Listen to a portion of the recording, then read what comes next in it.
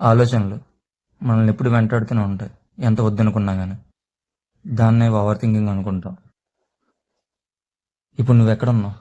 పాస్ట్లోనా, లేక ఫ్యూచర్లోనా, లేదా ప్రజెంట్లోనా?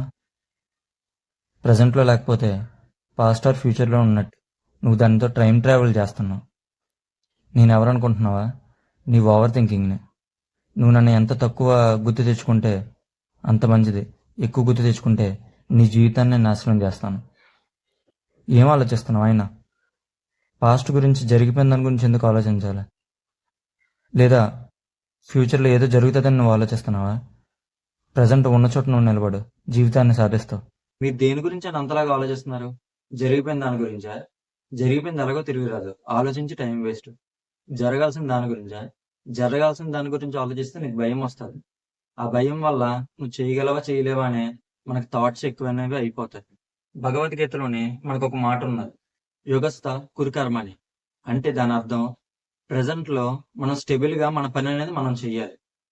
బ్రెయిన్కి ఒక క్లారిటీ ఉండాలి, అప్పుడు మాత్రమే మనం ఏదైనా చేయగలుగుతాం. ఇప్పుడు మన దగ్గర ఒక ప్రాక్టికల్ మెథడ్ ఉన్నది. ఆ మెథడ్ పేరే 5 4 3 2 1. ఈ 5 అనేది 5 things what you can see. నీ కంటి ముందు ఏవైతే ఉన్నాయో 5 థింగ్స్ నువ్వు చూడు. Next 4 things you can touch. నీకు కంటి ముందు ఏవైతే థింగ్స్ ఉంటాయో, అది నీ షర్ట్ అవ్వచ్చు, నీ ఫోన్, సిస్టమ్, కీబోర్డ్స్, ఏదైనా కానీ ఆ 4 థింగ్స్ నువ్వు టచ్ చేయి. 3 what you can hear.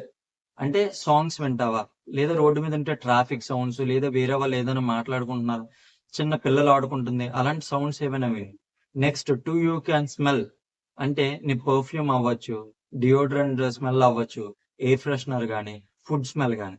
Next last but not least 1 deep breath. ఒక్కసారిగా నువ్వు అని చెప్పి నువ్వు తీసుకో.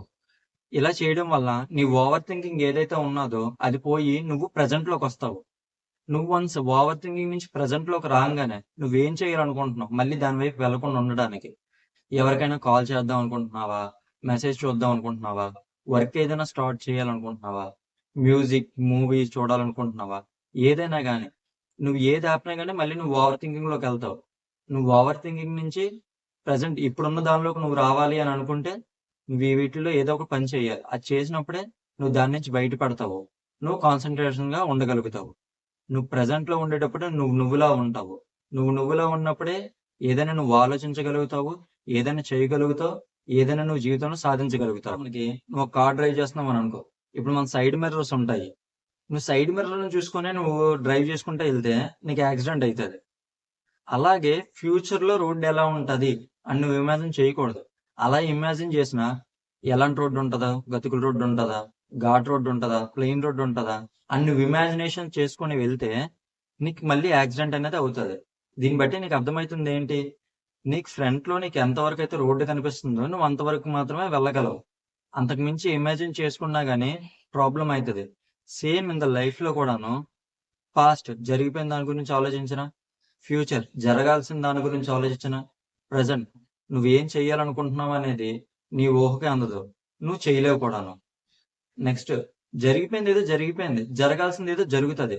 నువ్వు ఈ రెండిట్ల గురించి ఆలోచించుకుంటే ప్రజెంట్ నీ లైఫ్ ఏదైతే ఉన్నదో దాన్ని నువ్వు మిస్ అయిపోతావు. వన్స్ నువ్వు దాన్ని మిస్ అయిపోయావంటే నువ్వు చేయడానికి కూడా ఇంక లైఫ్లో ఇంకేమీ ఉండదు. ఇదంతా ఎక్కడి నుంచి వస్తుంది? నీ ఓవర్ థింకింగ్ వల్ల. నీ ఓవర్ థింకింగ్ నీ మైండే సజెస్ట్ చేస్తుంది. నీ మైండే మంచి విషయాలు చెప్తుంది, చెడు విషయాలు చెప్తుంది, ఓవర్ థింకింగ్ చెప్తుంది. మెయిన్గా నీ మైండ్ని నువ్వు కంట్రోల్ చేయాలి. నీ మైండ్ని నువ్వు ఎలా కంట్రోల్ చేయాలి అని నువ్వు తెలుసుకోవాలనుకుంటే ఆల్రెడీ మన పేజ్లో వీడియో చేసి పెట్టాను. లింక్ అనేది డిస్క్రిప్షన్లో పెడతాను, అలాగే వీడియో ఎండింగ్లో కార్డ్స్లో కూడా వదులుతాను. అదొకసారి చూడండి. నీ మైండ్ని నువ్వు ఎప్పుడైతే గెలుస్తావో అప్పుడే నువ్వు జీవితంలో సక్సెస్ అవుతావు. నీ ఓవర్ థింకింగ్ని ఓవర్కమ్ చేయగలుగుతావు. మీరు ఫైనల్గా లైఫ్లో సక్సెస్ అవ్వాలనుకుంటే మీ ఓవర్ థింకింగ్ని అలాగే మీ మైండ్ని కంట్రోల్లో ఉంచగలిగితేనే మీరు లైఫ్లో సక్సెస్ అవుతారు. అండ్ ఈ వీడియో మీకు నచ్చినట్టయితే గనక మీ ఫ్రెండ్స్ అండ్ ఫ్యామిలీకి షేర్ చేయండి. స్పిరిచువల్ కంటెంట్ ఇలాగే చిన్న చిన్న ప్రాక్టికల్ మెథడ్స్ తోటి లైఫ్లో సక్సెస్ అవ్వాలనుకుంటారా? పేజ్ని సబ్స్క్రైబ్ చేయండి. అలాగే మీరు కూడాను చాలా ఓవర్ థింకింగ్గా ఆలోచిస్తూ ఉంటారు. అలాంటివి ఏమైనా ఉంటే కామెంట్ బాక్స్లో షేర్ చేయండి. Thank you guys. See you.